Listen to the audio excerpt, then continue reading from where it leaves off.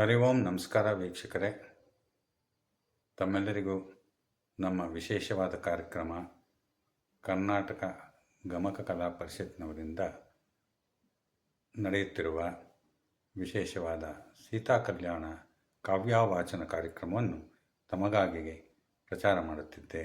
ಹಾಗೂ ಈ ಭವ್ಯವಾದ, ಸುಂದರವಾದ ಹಾಗೂ ಮಧುರವಾದ ಕಾವ್ಯವಾಚನ ಕಾರ್ಯಕ್ರಮವನ್ನು ಪ್ರಸಾರ ಮಾಡಲು ನಮಗೆ ಅವಕಾಶ ಸಿಕ್ಕಿದೆ. ಆತ್ಮೀಯ ವೀಕ್ಷಕರೇ, ನಿಮ್ಮೆಲ್ಲರ ಒಂದು ಸಹಕಾರದಿಂದ ಈ ಕಾರ್ಯಕ್ರಮವನ್ನು ಹಮ್ಮಿಕೊಂಡಿದೆ. ಪ್ರತಿ ಶುಕ್ರವಾರ 4 ಗಂಟೆಗೆ ತಪ್ಪದೆ ತಾವೆಲ್ಲರೂ ನಮ್ಮ ಗಮಕ ಕಲಾ, ಈ ಯಾವ ಕಲೆಯು ಅತ್ಯಂತ ಪ್ರಖ್ಯಾತವಾಗಿತ್ತೋ ಈಗಿನ ಯುಗಗಳಲ್ಲಿ ನಡೆಯುತ್ತಿದೆ, ಆದರೆ ಇನ್ನೂ ಹೆಚ್ಚು ತಮ್ಮ ಪ್ರೋತ್ಸಾಹದಿಂದ ನಡೆಯಬೇಕಾಗಿ ಕೇಳಿ, ಇಲ್ಲಿಯವರೆಗೆ ತಾವೆಲ್ಲರೂ ನಮ್ಮ ದರ್ಶನಮಾನ ಚಾನಲನ್ನು ಸಬ್ಸ್ಕ್ರೈಬ್ ಆಗಿದ್ದೀರಿ ಹಾಗೂ ನೋಡುತ್ತಿದ್ದೀರಿ ಮತ್ತು ಶೇರ್ ಮಾಡುತ್ತಿದ್ದೀರಿ. ಇನ್ನೂ ಹೆಚ್ಚಿನ ಸಂಖ್ಯೆಯಲ್ಲಿ ತಾವು ನಮ್ಮ ಚಾನಲಲ್ಲಿ ಸಪೋರ್ಟ್ ಮಾಡಲು ವಿನಂತಿ. ಹಾಗೂ ಈ ಕಾರ್ಯಕ್ರಮವು ಸೀತಾ ಕಲ್ಯಾಣ, ಭಾಳ ಸುಂದರವಾದ ಕಾವ್ಯ ವಾಚನ. ಬನ್ನಿ, ನಾವು ಪ್ರತಿ ವಾರವೂ ಶುಕ್ರವಾರವೂ ತಪ್ಪದೆ every Friday we are going to upload this special program. I am going to upload special program of Sita Kalyana Kavya Vachana organized by Karnataka Gamaka Kala Parishat, with special thanks to Sri Dakshinamurthy. All the viewers, subscribers and sympathizers are requested to support this art by viewing regularly, where I am going to release every Friday at 4 p.m. All are requested to join and support. Thank you. ನಮಸ್ಕಾರ. ಹರಿ ಓಂ.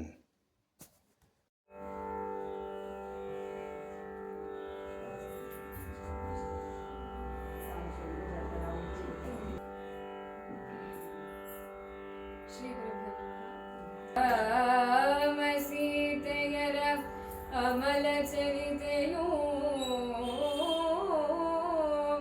ಅಸೀಮ ರಸ ಭರಿತವದು ನಿಲ್ಲುವುದು ಭೂಮಿಯಲ್ಲಿ ಅವರಿಗೆ ಬೆಟ್ಟವೂ ಹರಿವ ಹೊಳೆ ತೊರೆಯೂ ತಾಮಸವ ಕಳೆಯುವುದು ಬಾಳಲಿ ಮನುಷ್ಯನ ರೂಪದಲ್ಲಿ ಹರಿಯೇ ಮಹೋನ್ನತಿಗೇರುವಂತಹ ದಾರಿ ತೋರುವುದು.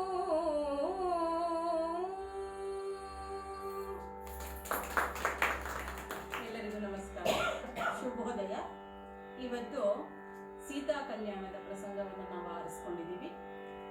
ಇಲ್ಲಿ ಕವಿಗಳು ಹೀಗೆ ಹೇಳ್ತಾರೆ: ರಾಮ ಸೀತೆಯರ ಅಮಲ ಚರಿತೆಯ ಅಸೀಮ ರಸಭರಿತವದು. ರಾಮಾಯಣ ನೋಡಿ, ಎಷ್ಟೋ ವರ್ಷಗಳು ಆಗೋಗಿದ್ರು ಕೂಡ ಇವತ್ತಿಗೂ ಪ್ರಸ್ತುತ. ನೀವು ರಾಜಕೀಯದಲ್ಲಾಗಲಿ ಅಥವಾ ತತ್ವದಲ್ಲಿ ನೋಡ್ತೀರಾ, ಯಾವ ರೀತಿಯಲ್ಲಿ ಕಾವ್ಯಾರ್ಥವಾಗಿ ಏನಾದರೂ ನೋಡ್ತೀರಾ, ಪ್ರತಿಯೊಂದು ಅದರಲ್ಲಿದೆ. ಅದರಲ್ಲಿ ಇಲ್ಲದೆ ಇರುವಂತಹದ್ದೇ ಇಲ್ಲ. ಅದರಲ್ಲಿ ರಸವಿದೆ, ನವರಸಗಳು ಅದರಲ್ಲಿ ಇದೆ. ಹಾಗಲ್ಲದೆ ನಿಲ್ಲುವುದು ಭೂಮಿಯಲ್ಲಿ ಇಹವರೆಗೆ ಬೆಟ್ಟವು ಹರಿವ ತೋಹ ಹೊಳೆ ತೊರೆಯು. ಇದು ಎಲ್ಲಿವರೆಗೂ ಶಾಶ್ವತವಾಗಿದೆ ಅಂದ್ರೆ ನಾವು ಹೇಳ್ತೀವಲ್ವಾ, ಆಚಂದ್ರಾರ್ಕವಾಗಿ ಇರುತ್ತೆ ಅಂತ. ಅದೇ ಮಾತನ್ನ ಕವಿ, ಬೆಟ್ಟ ಎಷ್ಟು ವರ್ಷಗಳ ಕಾಲ ಆದ್ರೂ ಅದೇನು ಹಾಳಾಗಿ ಹೋಗುವಂಥದ್ದಲ್ಲ ಅಥವಾ ಕರಗಿ ಹೋಗುವಂಥದ್ದಲ್ಲ, ಹಾಗೆ ಇರುವಂಥದ್ದು. ಬೆಟ್ಟ ಹೇಗೆ ಗಟ್ಟಿಯಾಗಿ ನಿಂತಿರುತ್ತೋ ಹಾಗೆ ಈ ಸೀತಾರಾಮನ ಚರಿತ್ರೆಯು ಕೂಡ ಇಷ್ಟು ವರ್ಷಗಳಾದರೂ ಕೂಡ ನಾವು ನಾವು ನಮ್ಮ ಮಕ್ಕಳು ಮೊಮ್ಮಕ್ಕಳು ಎಷ್ಟು ತಲೆಮಾರುಗಳಾದರೂ ಕೂಡ ಇದು ಗಟ್ಟಿಯಾಗಿ ನಿಂತಿದೆ. ಇದು ಎಲ್ಲ ಜಳ್ಳಾಗಿಲ್ಲ. ಯಾರು ಬೇಡ ಇದನ್ನು ಕೇಳಲ್ಲ ಅನ್ನಿಲ್ಲ. ಮಕ್ಕಳಿಗೂ ಕೂಡ ಇವಾಗ ನೀವು ಬಾ ನಿನ್ ರಾಮಾಯಣದ ಕತೆ ಹೇಳ್ತೀನಿ ಅಂತಂದ್ರೆ ಸಂತೋಷವಾಗಿ ಬರ್ತಾರೆ ಮಕ್ಕಳು. ಹೇಳೋರು ಬೇಕು ಅಷ್ಟೇ. ಹಾಗಾಗಿ ಅಂತಹ ರಸಭರಿತವಾಗಿರುವಂತಹ ಈ ಕಾವ್ಯ ಹರಿವ ಹೊಳೆಕೆರೆ ಎಲ್ಲೆಲ್ಲಿ ಯಾವತ್ತಿಗೂ ಈ ಪಂಚಭೂತಗಳಿದ್ದೇ ಇದೆ. ಆಕಾಶ ಆಗ್ಬೋದು, ಬೆಟ್ಟ ಆಗ್ಬೋದು, ನೆಲ ಆಗ್ಬೋದು, ನೀರಾಗ್ಬೋದು, ಈ ಪಂಚಭೂತಗಳು ಇರುವವರೆಗೂ ಕೂಡ ಈ ರಾಮಾಯಣದ ಕಥೆ ಇದೆ. ಅದು ಅಷ್ಟು ಗಟ್ಟಿಯಾಗಿ ಇರ್ತಕ್ಕಂಥದ್ದು. ಮತ್ತೆ ಇದನ್ನ ಕೇಳಿದ್ರೆ ತಾಮಸವ ಕಳೆಯುವುದು ಬಾಳಲಿ. ಯಾಕಪ್ಪ ಇದು ತಾಮಸ ಅಂದ್ರೆ ಅಜ್ಞಾನ, ಕತ್ತಲು. ಅಜ್ಞಾನದ ಕತ್ತಲನ್ನ ಕಳೆದು ಇದು ಜ್ಞಾನದ ಬೆಳಕಿನೆಡೆಗೆ ಕರೆದೊಯ್ಯುವಂತಹ ಒಂದು ಒಳ್ಳೆಯ ಕೃತಿ. ಹಾಗೆ ಯಾತಕ್ಕೋಸ್ಕರ ಮನುಷ್ಯನ ರೂಪದಲ್ಲಿ ಹರಿಯೇ ಮಹೋನ್ನತಿಗೆ ಏರುವಂತಹ ದಾರಿ ತೋರು. ರಾಮನೂ ಕೂಡ ನಮ್ಮ ನಿಮ್ಮ ಹಾಗೆ ಮನುಷ್ಯ ರೂಪವನ್ನೇ ತಾಳಿ ಬಂದಂಥವನು. ಆದ್ರೆ ಅವನ ಒಂದು ನಡೆಯಿಂದ ಮರ್ಯಾದಾ ಪುರುಷೋತ್ತಮನಾಗಿ ಆದರ್ಶ ವ್ಯಕ್ತಿಯಾಗಿ ದೈವತ್ವಕ್ಕೆ ಏರಿದಂತಹವನು ಶ್ರೀರಾಮ. ಇವತ್ತು ನಾವೆಲ್ಲರೂ ಕೂಡ ಶ್ರೀರಾಮ, ಎಷ್ಟೋ ಜನ ಕೂತು ಹೇಳುವಾಗ ಶ್ರೀರಾಮ ಜಯರಾಮ ಅಂತ ಹೇಳ್ಕೊಂಡು ಅವನ ಧ್ಯಾನವನ್ನ ಮಾಡುವಂತಹ ಒಂದು ಉನ್ನತ ಮಟ್ಟಕ್ಕೆ ಏರಿದಾನೆ ಶ್ರೀರಾಮ ಅಂದ್ರೆ ಅದಕ್ಕೆ ಕಾರಣ ಅವನ ಆದರ್ಶದ ನಡವಳಿಕೆ. ಪ್ರತಿ ಯಾವುದೇ ಒಬ್ಬ ಮನುಷ್ಯನು ಕೂಡ ಆದರ್ಶವನ್ನ ತನ್ನ ಜೀವನದಲ್ಲಿ ಅಳವಡಿಸಿಕೊಂಡಾಗ ದೈವತ್ವಕ್ಕೆ ಏರಬಹುದು ಅನ್ನೋದಕ್ಕೆ ಒಂದು ಉತ್ತಮ ನಿದರ್ಶನ ಶ್ರೀರಾಮ. ಈ ಶ್ರೀರಾಮನ ಕಲ್ಯಾಣದ ಬಗ್ಗೆ ಇಂದಿನ ಒಂದು ಕಾವ್ಯದಲ್ಲಿ ನಾವು ತಿಳ್ಕೊಳ್ಳೋಣ. ಇದನ್ನ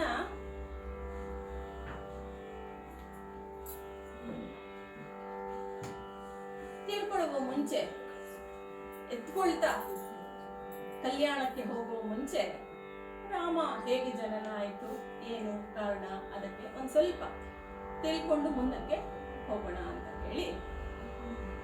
ಶ್ರೀರಾಮ ನಮಗೆಲ್ಲ ಗೊತ್ತಿರೋ ಹಾಗೆ ಜಯ ವಿಜಯರು ಮುಂದೆ ರಾವಣ ಕುಂಭಕರ್ಣರಾಗಿ ಜನಿಸಿರ್ತಾರೆ. ರಾವಣ ಸಂಹಾರಕ್ಕಾಗಿ ಅವನು ಮತ್ತೆ ಭೂಭಾರವನ್ನ ಇಳಿಸೋದಕ್ಕಾಗಿ ಪರಮಾತ್ಮ ಶ್ರೀಹರಿಯೇ ರಾಮನಾಗಿ ಜನಿಸಿರ್ತಾನೆ. ದಶರಥನ ಮಗನಾಗಿ, ದಶರಥನಿಗೆ ಮಕ್ಕಳಿರಲ್ಲ. ಹಾಗಾಗಿ ಋಷ್ಯಶೃಂಗರ ಒಂದು ಅಧ್ವರ್ಯು ಇದರಲ್ಲಿ ಪುತ್ರಕಾಮೇಷ್ಟಿ ಯಾಗವನ್ನ ವಸಿಷ್ಠರ ಒಂದು ವಸಿಷ್ಠರು ಇದನ್ನ ಮಾಡು ಅಂತ ಹೇಳಿದ ಕಾರಣದಿಂದ ಅವರು ಪುತ್ರಕಾಮೇಷ್ಟಿ ಮಾಡ್ತಾರೆ. ಆಮೇಲೆ ಅವರಿಗೆ 4 ಜನ ಪುತ್ರರು ಜನಿಸ್ತಾರೆ. ಅದರಲ್ಲಿ ಮೊದಲನೆಯವನು ಕೌಸಲ್ಯಗೆ ರಾಮನಾಗಿ, ಸುಮಿತ್ರೆಗೆ ಶತ್ರುಘ್ನ ಹಾಗೂ ಲಕ್ಷ್ಮಣ, ಮತ್ತೆ ಕೈಕೇಯಿಯಲ್ಲಿ ಭರತ ಜನಿಸ್ತಾರೆ. ಹಾಗೆ ಬೆಳೆದು ದೊಡ್ಡವರಾಗ್ತಾ ಇರ್ಬೇಕಾದ್ರೆ ಅವರು ಸಕಲ ವಿದ್ಯೆಗಳನ್ನು ಕಲಿತು ಶ್ರದ್ಧೆಯಿಂದ ಕಲಿತಾರೆ ಮಕ್ಕಳು. ಗುರುಕುಲದಲ್ಲಿ ಹೋದಾಗ್ಲೂ ಕೂಡ ಅವ್ರು ಯಾವತ್ತೂ ನಾವು ರಾಜಕುಮಾರರು ಅನ್ನುವ ರೀತಿಯಲ್ಲಿ ನಡ್ಕೊಳ್ಳಿಲ್ಲ. ಒಬ್ಬ ಸಾಮಾನ್ಯ ವಿದ್ಯಾರ್ಥಿ ಹೇಗೆ ತಾನು ವಿದ್ಯೆಯನ್ನ ಕಲಿಯೋದಕ್ಕೋಸ್ಕರ ವಿದ್ಯಾರ್ಥಿಯಾಗಿಯೇ ಅಲ್ಲಿ ಹೋಗ್ತಾರೆ, ವಿದ್ಯೆಯನ್ನ ಅಷ್ಟು ವಿನಯದಿಂದ ಕಲಿತಾರೆ, ಶ್ರದ್ಧೆಯಿಂದ ಕಲಿತಾರೆ, ಏಕಾಗ್ರತೆಯಿಂದ ಕಲಿತಾರೆ. ಹಾಗಾಗಿಯೇ ಸಕಲ ವಿದ್ಯೆಯು ಅವರಿಗೆ ಕರತಲಾಮಲಕವಾಗುತ್ತೆ. ಹಾಗಾಗಿ ಅವರು ಪ್ರಸಿದ್ಧಿಯನ್ನ ಹೊಂದಿದಾಗ ವಿಶ್ವಾಮಿತ್ರರು ಅಲ್ಲಿಗೆ ಬರ್ತಾರೆ. ತಾನು ಯಾಗವನ್ನ ಮಾಡಬೇಕು, ಸಿದ್ಧಾಶ್ರಮ ಅನ್ನುವಂತಹ ಜಾಗವನ್ನ ಹುಡುಕೊಳ್ತಾರೆ. ಅಲ್ಲಿ ತಾವು ಯಾಗವನ್ನ ಮಾಡಬೇಕು ಅಂತ ಹೇಳಿ ಹೊರಟಾಗ ಅಲ್ಲಿ ರಾಕ್ಷಸರ ಉಪಟಳ ಅತೀವವಾಗಿ ಇರುತ್ತೆ. ಇದನ್ನ ಸಂಹಾರ ಮಾಡೋದಕ್ಕೆ ರಾಮ ಲಕ್ಷ್ಮಣರೇ ಸರಿ ಅಂತ ಹೇಳಿ ದಶರಥನ ಹತ್ತಿರ ಬರ್ತಾರೆ. ದಶರಥನ ಹತ್ತಿರ ಬಂದು ರಾಮ ಲಕ್ಷ್ಮಣರನ್ನ ಕಳಿಸಿಕೊಡು ಅಂತ ಕೇಳಿದಾಗ ದಶರಥ ನಾನೇ ಬರ್ತೀನಿ, ನಾನು ಎಷ್ಟೋ ಜನ ರಾಕ್ಷಸರನ್ನ ಸಂಹಾರ ಮಾಡಿದ್ದೀನಿ, ಇದೇನು ದೊಡ್ಡ ವಿಷಯ ಅಲ್ಲ, ನನ್ನ ಮಕ್ಕಳು ಅವರಿನ್ನ ಚಿಕ್ಕವರು, ಅಲ್ಲಿ ಬೇಡ ಅಂತ ಹೇಳಿದಾಗ ಇಲ್ಲ ಇಲ್ಲ ನನಗೆ ಬೇಕಾಗಿರುವುದು ರಾಮ ಲಕ್ಷ್ಮಣರು, ನೀನು ಬರೋದು ಬೇಡ ಅಂತ ಹೇಳಿ ರಾಮ ಲಕ್ಷ್ಮಣರನ್ನೇ ಕರ್ಕೊಂಡು ಹೋಗ್ತಾರೆ. ಅಲ್ಲಿ ಇನ್ನೊಂದಷ್ಟು ವಿದ್ಯೆಯನ್ನ ಅವರಿಗೆ ಹೇಳ್ಕೊಡುವುದು ಕೂಡ ಅವರ ಉದ್ದೇಶ ಆಗಿರುತ್ತೆ. ವಿಶ್ವಾಮಿತ್ರರು ಅವರಿಗೆ ಚೆನ್ನಾಗಿ ವಿದ್ಯೆಯನ್ನು ಹೇಳ್ಕೊಡ್ತಾರೆ. ಜೊತೆಗೆ ಇವರಿಂದ ರಾಕ್ಷಸ ಸಂಹಾರವೂ ಆಗುತ್ತೆ. ಮೊದಲಿಗೆ ಹೋಗ್ತಿದ್ದ ಹಾಗೆ ಅಲ್ಲಿ ತಾಟಕೆಯ ಸಂಹಾರವಾಗುತ್ತೆ. ಎಲ್ಲ ಇದು ಸಮಾಪ್ತಿ ಆಗಿ ಇನ್ನೇನು ಹೊರಡಬೇಕು ಅಂದಾಗ ಈ ಸೀತಾ ಕಲ್ಯಾಣದ ಪ್ರಸಂಗ. ಅದಕ್ಕೆ ಮುಂಚೆ ಜನಕ ಮಹಾರಾಜ ಬರ್ತಾನೆ. ಈ ಜನಕ ಮಹಾರಾಜ ಯಾರು ಅನ್ನೋದರ ಬಗ್ಗೆ ಒಂದು ನನಗೆ ತಿಳಿದಷ್ಟು ಒಂದು ಚೂರು ಇಲ್ಲಿ ಹೇಳೋಣ ಅಂತ ಅನ್ಕೊಂಡಿದ್ದೀನಿ. ಈತ ಇಕ್ಷ್ವಾಕು ರಾಜನ ಮಕ್ಕಳಲ್ಲಿ ಒಬ್ಬನಾದಂತಹ ನಿಮಿ. ಈ ನಿಮಿ ವಸಿಷ್ಠರ ಶಾಪದಿಂದ ಸತ್ತು ಹೋಗ್ತಾನೆ. ಆಗ ದೇಶ ಅರಾಜಕವಾಗಿ ಹೋಗ್ಬಿಡುತ್ತೆ. ಪ್ರಜೆಗಳೆಲ್ಲ ಸೇರಿ ಏನ್ ಮಾಡ್ಬೇಕು, ಇಲ್ಲಿ ರಾಜನಿಲ್ಲದೆ ಆಗೋಗಿದೆಯಲ್ಲ ಅಂತ ಹೇಳಿ ಆ ನಿಮಿಯ ಬಲ ತೋಳನ್ನ ಕತ್ತರಿಸಿ ಅದನ್ನ ಮಥನ ಮಾಡ್ತಾರೆ. ಅದನ್ನ ಮಥನ ಮಾಡಿದ ಕಾರಣದಿಂದ ಒಬ್ಬ ಪುರುಷ ಹುಟ್ಟಿ ಬರ್ತಾನೆ. ಆ ಪುರುಷನಿಗೆ ವಿದೇಹ ಅನ್ನುವಂತಹ ಹೆಸರನ್ನ ಹೇಳ್ತಾರೆ. ಆದ್ರಿಂದನೇ ಸೀತೆಗೆ ವೈದೇಹಿ ಅನ್ನುವಂತಹ ಹೆಸರು ಬಂದಿದೆ. ಈ ವಿದೇಹವನ್ನ ಆಳ್ತಕ್ಕಂತಹ ವಿದೇಹ ಅನ್ನುವಂತಹ ಜಾಗ ಆಗಿದ್ದರಿಂದ ಅವಳಿಗೆ ವೈದೇಹಿ ಎನ್ನುವಂತಹ ಹೆಸರು ಬಂತು. ಆಮೇಲೆ ಆ ಜಾಗಕ್ಕೆ ಮುಂದೆ ಮಿಥಿಲೆ ಆ ಜಾಗ, ಮೈಥಿಲೆ ಆದ್ಲು ಸೀತೆ. ಆಮೇಲೆ ಜನಕ ಅನ್ನೋದು ಅವರ ವಂಶಕ್ಕೆ ಇಟ್ಟಿರುವಂತಹ ಹೆಸರು. ಹೇಗೆ ಶಾನುಭೋಗ್ರು, ಪಟೇಲ್ರು, ಪಾಟೀಲ್ರು ಅನ್ನುವಂತಹ ಹೆಸರು ಇದೆಯೋ ಹಾಗೆ ಈ ಜನಕ ಅನ್ನುವಂತಹದ್ದು ವಂಶಕ್ಕೆ ಇಟ್ಟಿರುವಂತಹ ಹೆಸರು. ಅದು ಅವನ ನಿಜವಾದ ಹೆಸರಲ್ಲ. ಜನಕ ಮಹಾರಾಜ ಅಂತ ಪ್ರಸ್ತುತಿಯಲ್ಲಿ ಬಂದು ಬಿಟ್ಟಿದೆ. ನಾವೆಲ್ಲರೂ ಜನಕ ಮಹಾರಾಜ ಅಂತ ನಾವು ಬೇಗ ಗುರುತು ಹಿಡಿತೀವಿ. ಆದ್ರೆ ಜನಕ ಮಹಾರಾಜ ಅನ್ನುವುದಕ್ಕಿಂತ ಅವನಿಗೆ ಬೇರೆ ಒಂದು ಹೆಸರಿತ್ತು. ಇದು ವಂಶ ಪಾರಂಪರ್ಯವಾಗಿ ಬಂದಂತಹ ಹೆಸರು.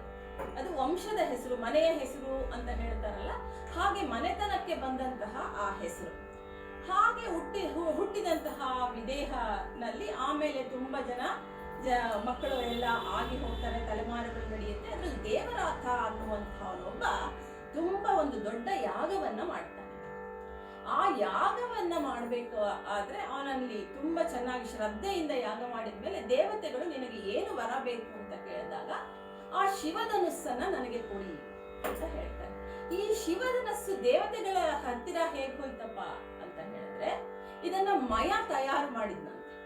ಅದು ಎಷ್ಟು ವೈಭವಯುಕ್ತವಾಗಿತ್ತಂತೆ, ಅದರಲ್ಲಿ ವಜ್ರ ವೈಡೂರ್ಯಗಳೆಲ್ಲ ಇತ್ತಂತೆ. ಅದನ್ನ ಸುಮ್ಮನೆ ಹೀಗೆ ನೋಡಿದ್ರೇನೆ ಪ್ರಜ್ವಲವಾಗಿ ಅದು ಅಷ್ಟು ಕಾಂತಿಯುಕ್ತವಾಗಿ ಇತ್ತಂತೆ.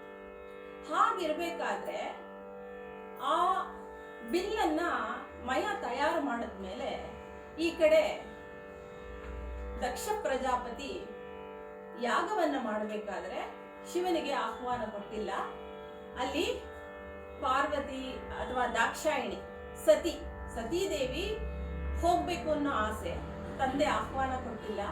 ಆದ್ರೂ ತವರು ಮನೆಯ ಒಂದು ಆಸೆ, ಶಿವ ಬೇಡ ಅಂದ್ರೂ ಕೂಡ ಬರ್ತಾಳೆ. ಬಂದಾಗ ಅವನು ಬಾಯಿಗೆ ಬಂದ ಹಾಗೆ ಶಿವನ ನಿಂದೆಯನ್ನ ಮಾಡ್ತಾನೆ.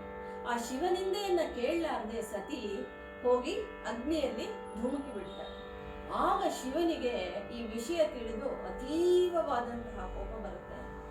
ನಿಜವಾಗಿ ಹೇಳ್ಬೇಕು ಅಂದ್ರೆ ರುದ್ರ ಅವನಿಗೆ ಕೋಪ ಮೂಗಿನ ತುದಿಯಲ್ಲೇ ಇರುತ್ತೆ.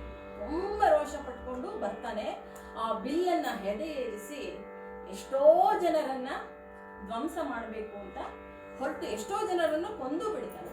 ಆಗ ಬ್ರಹ್ಮ ಮತ್ತೆ ವಿಷ್ಣು ಬಂದು ಬೇಡ್ಕೊಳ್ತಾರೆ, ಬೇಡಪ್ಪ ಇಷ್ಟೆಲ್ಲ ನೀನು ಮಾಡಬೇಡ, ಆ ಬಿಲ್ಲನ್ನ ನೀನು ಕೆಳಗಿಟ್ಬಿಡು, ಸಾಕು ಇಷ್ಟೆಲ್ಲ ಜನರನ್ನ ಕೊಂದದ್ದು ಅಂತ ಹೇಳಿದ್ಮೇಲೆ ಆಗ ಆ ಬಿಲ್ಲನ್ನ ಕೆಳಗಿಟ್ಟು ಬಿಡ್ತಾನೆ. ಮುಂದಕ್ಕೆ ಆ ಬಿಲ್ಲನ್ನ ತಗೊಳ್ಳಲ್ಲ. ಅದು ಶಿವಧನುಸ್ಸು ಅಂತ ಪ್ರಖ್ಯಾತಿಯನ್ನ ಪಡ್ಕೊಳ್ಳುತ್ತೆ.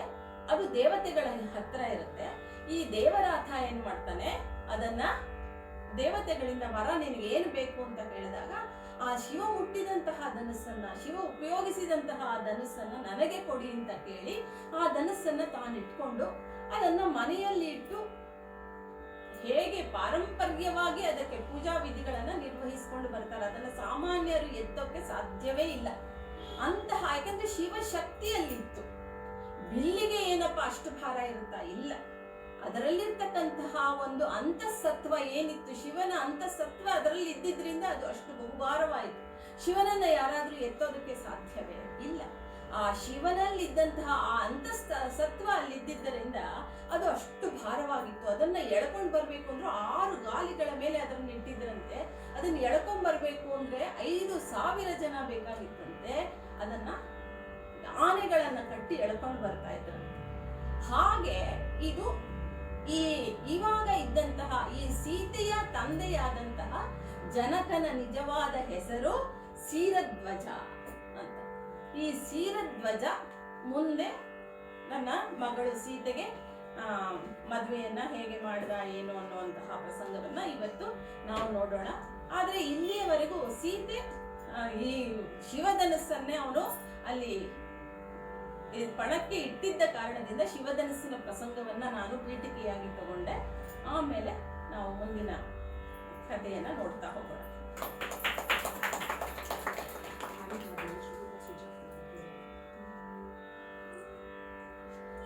ಸಾರಿರಲು ಡಂಗುರವ ಮಿಥಿಲೆಯ ಚಾರಗಡಣವು ನಾಳೆ ಅರಸ ಕುಮಾರಿ ಶಿವಜನು ವೆತ್ತಿದನದ ವರಿಸುವಳೆನುದಲಿ ಊರ ಜನ ಕಾತರದಿ ನುಡಿದಿಹರು ಆರು ಬರುವರೋ ಹೆದೆಯನೇರಿಸಿ ಯಾರೋ ಸೀತೆಯ ದೈವ ಕಾಯಲೆನುದಲಿ ಹರಸಿದರು.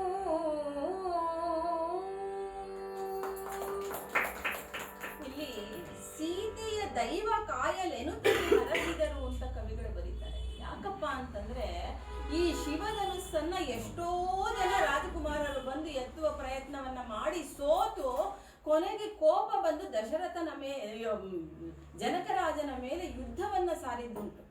ಹಾಗಾಗಿ ಯಾರೂ ಎತ್ತಕ್ಕಾಗ್ತಿಲ್ವಲ್ಲ, ಇದು ಎತ್ತಕ್ಕಾಗದೆ ಇದ್ರೆ ಮದುವೆ ಆಗಲ್ವಲ್ಲ ಸೀತೆಗೆ. ಹಾಗಾಗಿ ಏನಾದ್ರೂ ಆಗ್ಲಿ, ಯಾರಾದ್ರೂ ಒಬ್ಬರು ಬರ್ಲಿ, ಶಿವಧನಸ್ಸನ್ನ ಎತ್ತುವಂತಹ ಒಬ್ಬ ವೀರ ಬರ್ಲಿ ಅನ್ನೋ ಕಾರಣದಿಂದ ಇಲ್ಲಿ ಆ ವಾಕ್ಯವನ್ನ ಪ್ರಯೋಗ ಮಾಡಿದ್ದಾರೆ ಕವಿಗಳು ಅಂತ ಅನ್ಸುತ್ತೆ ನನಗೆ. ಹಾಗಾಗಿ ಸಾರಿರಲು ಡಂಗುರವ, ಇದು ರಾಜಕುಮಾರಿಯ ಒಂದು ಸ್ವಯಂವರ. ಈಗಿನ ಹಾಗೆ 1 ನಿಮಿಷ ವಾಟ್ಸಪ್ಪಲ್ಲಿ ಮೆಸೇಜ್ ಹಾಕ್ಬೋದು, ಟಿವಿಯಲ್ಲಿ ಅನೌನ್ಸ್ ಮಾಡ್ಬೋದು. ಆದರೆ ಆಗಿನ ಕಾಲದಲ್ಲಿ ಹಾಗಲ್ಲ, ಡಂಗೂರವನ್ನು ಸಾರ್ತಾ ಇತ್ತು. ಏನೇ ಒಂದು ಕಾರ್ಯ ನಡಿಬೇಕು ಅಂತ ಹೇಳಿದ್ರೆ ಒಂದು 15-20 ದಿವಸ, 1 ತಿಂಗಳ ಮುಂಚೆನೆ, ಈಗಲೂ ಕೂಡ ಕೆಲವು ಹಳ್ಳಿಗಳಲ್ಲಿ ಊರುಗಳಲ್ಲಿ ಈ ಒಂದು ಕ್ರಮ ಇದೆ. ಊರ ಹಬ್ಬ ಆಗತ್ತೆ ಅನ್ಬೇಕಾದ್ರೆ ಅದು ಯಾವತ್ತೋ ಒಂದು ನಿಗದಿತವಾದಂತಹ ದಿವಸದಿಂದ ಡಂಗೂರವನ್ನೇ ಸಾರ್ತಾರೆ. ಡಂಗೂರವನ್ನು ಸಾರಿದ ಮೇಲೆ ಕೆಲವು ಸಲ ಊರಿಂದ ಹೊರಗೆ ಹೋಗಬಾರ್ದು, ಹೊರಗಿನಿಂದ ಒಳಗಡೆ ಜನ ಬರಬಾರ್ದು, ಈ ರೀತಿಯ ಕೆಲವು ವಿಧಾನಗಳು ಕೂಡ ಇರುತ್ತೆ. ಹಾಗೆ ಇಲ್ಲಿ ಡಂಗೂರವನ್ನು ಸಾರಿಸಿದ್ದಾನೆ. ಹರಿ ಓಂ ನಮಸ್ಕಾರ ವೀಕ್ಷಕರೇ. ಸೀತಾ ಕಲ್ಯಾಣದ ಕಾವ್ಯ ವಾಚನದ 2ನೇ ಭಾಗ ಮುಂದಿನ ಶುಕ್ರವಾರ ಪ್ರಸಾರವಾಗಲಿದೆ.